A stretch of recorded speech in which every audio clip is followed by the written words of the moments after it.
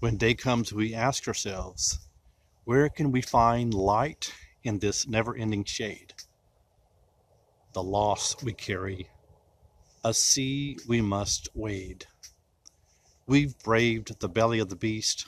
We've learned that quiet isn't always peace.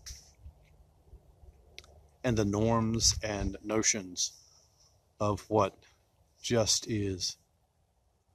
isn't always justice. And yet the dawn is ours before we knew it.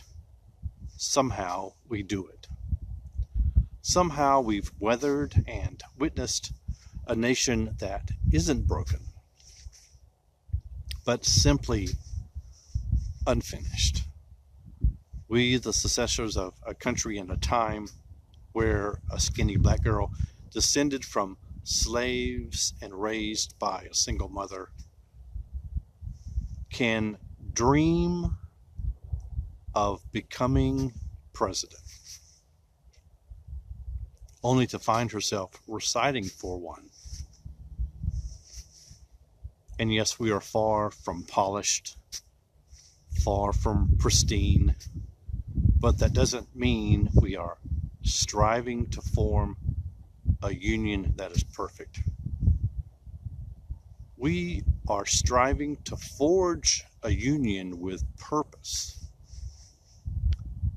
to compose a country committed to all cultures, colors, characters, and conditions of man.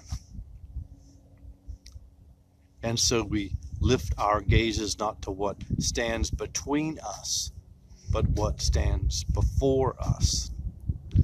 We close the divide because we know to put our future first, we must first put our differences aside.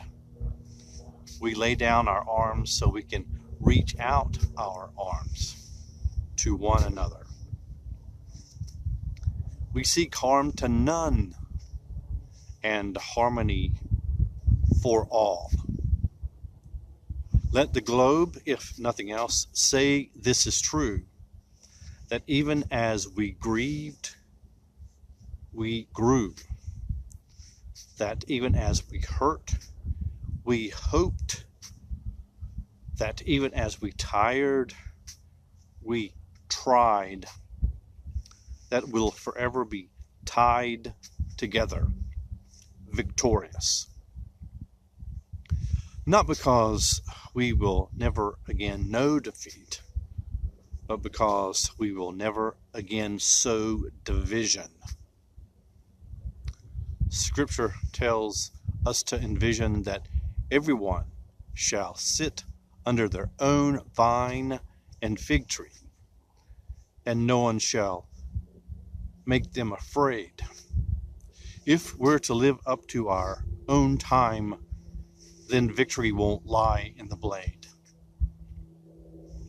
but in all the bridges we've made.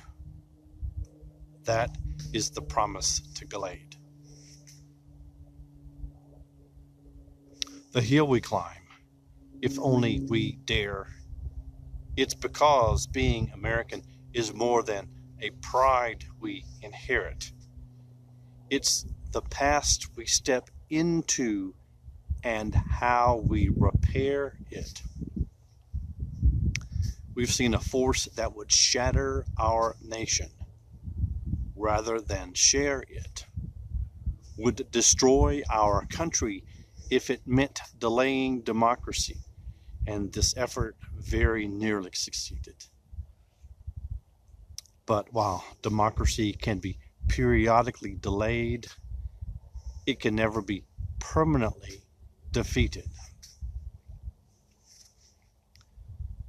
In this truth, in this faith, we trust, for while we have our eyes on the future, history has its eyes on us. This is the era of just redemption. We feared at its inception.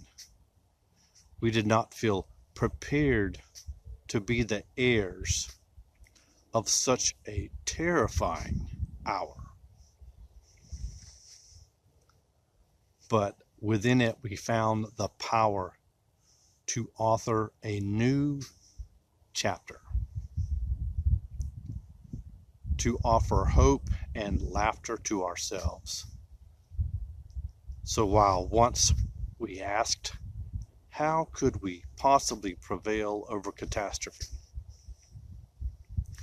Now we assert, how could catastrophe possibly prevail over us?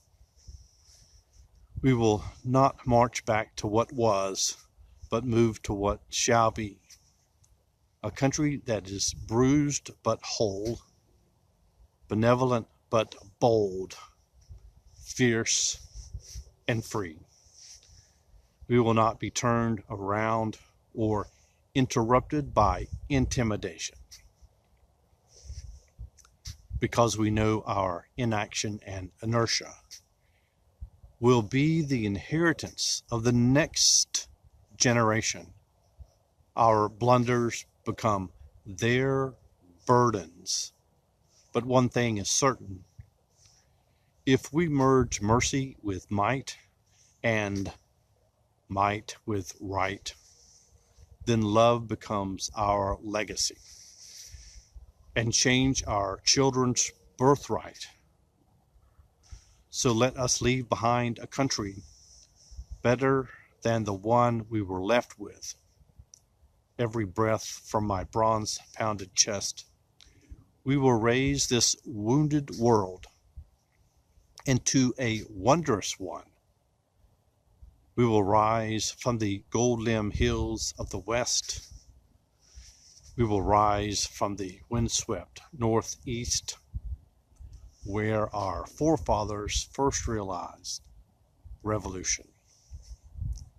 We will rise from the lake-rimmed cities of the Midwestern states. We will rise from the sun-baked South. We will rebuild, reconcile, and recover. And every nook of our nation and every corner called our country.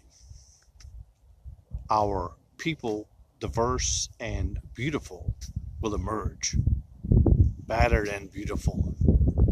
When day comes, we step out of the shade, aflame and unafraid.